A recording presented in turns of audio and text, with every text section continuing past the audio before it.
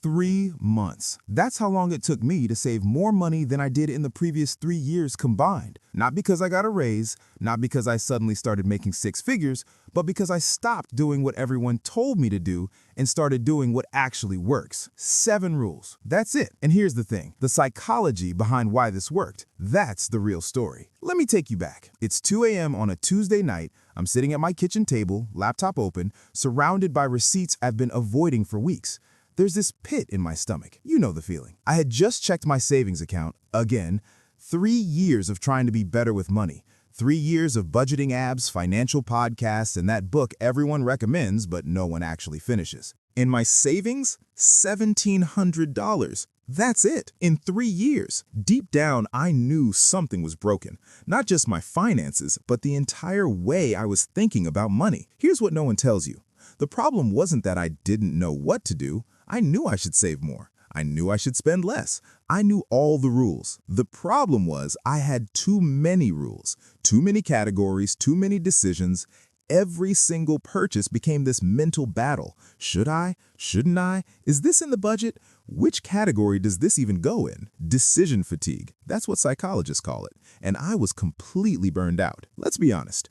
You've tried budgeting before. You've downloaded the apps, you've made the spreadsheets, you've watched the videos that promised financial freedom in 30 days. And yet, somehow, you're still here, still checking your bank account with that low-key anxiety, still wondering where all the money went. Real talk, it's not about willpower. It's about something way deeper than that. Your brain doesn't fail at money because you're lazy or undisciplined or bad at math. Your brain fails at money because it wasn't designed to handle complexity. There's this concept in psychology called cognitive load.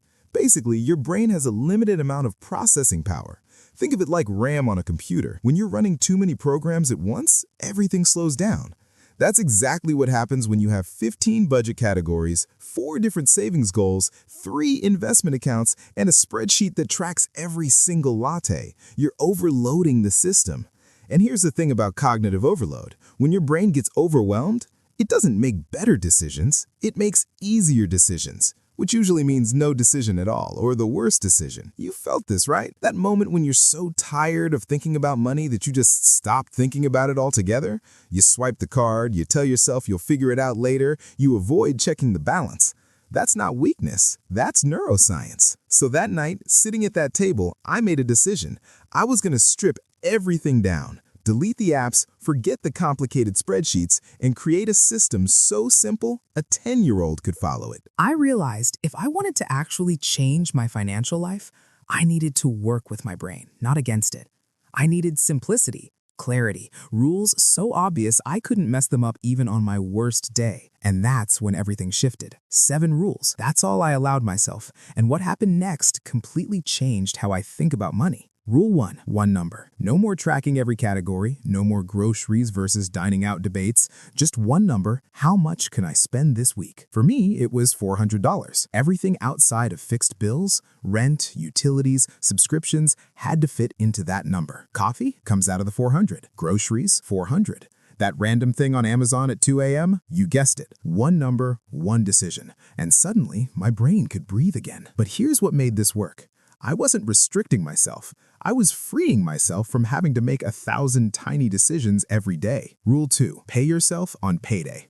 Not at the end of the month, not when you have extra. The second that paycheck hits, 20% goes straight to savings. Automatically. No negotiation, no just this once. Because here's the psychological truth. If you see the money, you'll spend the money. It's called the wealth effect. When your checking account looks full, your brain feels rich, even if you're not. So I made myself poor on purpose every payday. And weirdly, I didn't miss it. The money disappeared before I could even think about it, before I could rationalize why I needed it this month, before my brain could come up with excuses. Now listen carefully. This is where most people get it wrong. Rule 3, anything over $50, I had to wait 48 hours before buying it. That's it, just wait. You know what happens when you wait? About 70% of the time, you realize you don't actually want it. It's impulse control, but outsourced. You're not relying on willpower in the moment, you're building a speed bump into the system. I remember the exact moment this saved me. Wireless headphones, top of the line, cart ready, heart racing. I closed the tab. 48 hours later, I didn't even want them. Saved $280 in one click.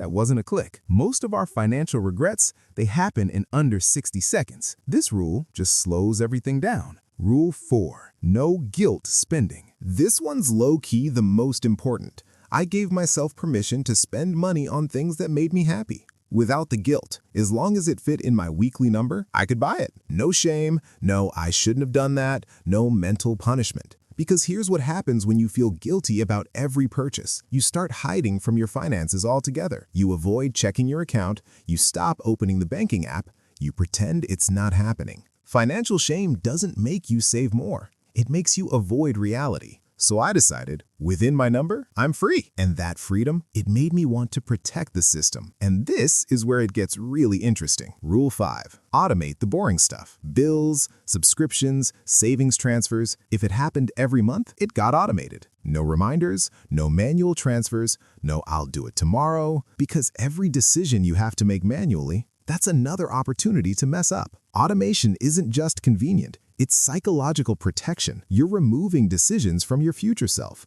who might be tired, stressed, or tempted. Said it once, forget it forever. I automated everything the same day. My checking account, my savings, my bills, all synchronized like clockwork. And the mental relief? Instant. Rule 6. Track outcomes, not inputs. I stopped tracking what I spent money on. No more logging every coffee, no more categorizing every receipt. Instead, I just looked at one thing. Did my savings go up this month? That's it. That's the only number that matters. Because honestly, what you bought doesn't matter. What you kept matters. This shift in focus, it changed everything. I wasn't managing my spending anymore. I was managing my results. Rule 7. Review once a week. Every Sunday morning, 10 minutes, I'd check my account balance, confirm my weekly spending number, and see if I was on track. That's it. 10 minutes. Not daily, not hourly, not obsessively checking my phone every time I bought something. Once a week. Because here's the thing about frequency. Check too often, you create anxiety. Check too rarely, you lose awareness. Once a week is the sweet spot. Enough to stay informed, not enough to drive yourself crazy. 3 months later, I opened my banking app on a random Thursday afternoon. My savings account, $6,400. I just stared at it. In 3 months, I had saved more than I did in 3 years. Not because I was making more money, not because I stopped enjoying life, but because I had removed the complexity. See, what I realized was this: the financial advice industry has a vested interest in keeping you confused. The more complicated they make it, the more you think you need them. The more apps you download, the more courses you buy, the more you believe you're just not good with money. But the truth is, money isn't complicated. We just made it complicated. And once I stripped away all the noise, all the tracking, all the guilt, all the overwhelm, what was left was actually really simple. Spend less than you make, save automatically, don't stress about the details. That's it. But here's what really got me. It wasn't just about the money. The mental space I got back, that was the real win. I stopped having those 2 a.m. anxiety spirals about my bank account. I stopped feeling guilty every time I bought coffee. I stopped avoiding my finances like there was some kind of monster under the bed. For the first time in years, I felt in control. Not because I was tracking every penny, but because I wasn't. There's research behind this, by the way. A study from Princeton University found that financial stress literally reduces your cognitive capacity. It lowers your IQ by about 13 points. That's the equivalent of losing a full night's sleep or being mildly intoxicated. So when you're stressed about money, you're not thinking clearly, which means you make worse decisions, which creates more stress. It's a cycle. But here's the fascinating part. The same research showed that it's not how much money you have that creates the stress, it's the uncertainty, the complexity, the constant mental calculations. When you simplify your system, you remove the uncertainty. You know exactly where you stand. You know exactly what you can spend. You know the rules. And your brain, it can finally relax. I think about the person I was 3 years ago, sitting at that kitchen table, drowning in spreadsheets, convinced that if I just tracked a little harder, planned a little better, budgeted a little more precisely, everything would magically work out. But that person was wrong. Not because they weren't trying hard enough, but because they were trying too hard. Deep down, we all know this, right? The best diet isn't the one with the most rules. It's the one you can actually stick to. The best workout plan isn't the most intense. It's the one you'll actually do. And the best financial system, it's not the most detailed, it's not the most optimized, it's the one that disappears into the background of your life and just works. No drama, no stress, no constant attention, just quiet progress. So here's what I want you to think about. What if the solution to your money problems isn't more information? What if it's not another app, another spreadsheet, another course? What if the solution is actually less tracking, less categories, less decisions? What if the thing standing between you and financial peace is just too much noise? 7 rules. That's all it took for me. Maybe it's all it takes for you too. The question is, are you ready to let go of the complexity and just keep it simple? Because 3 months from now, you might be sitting where I am, looking at a number that finally makes sense. The only question is, will you start today?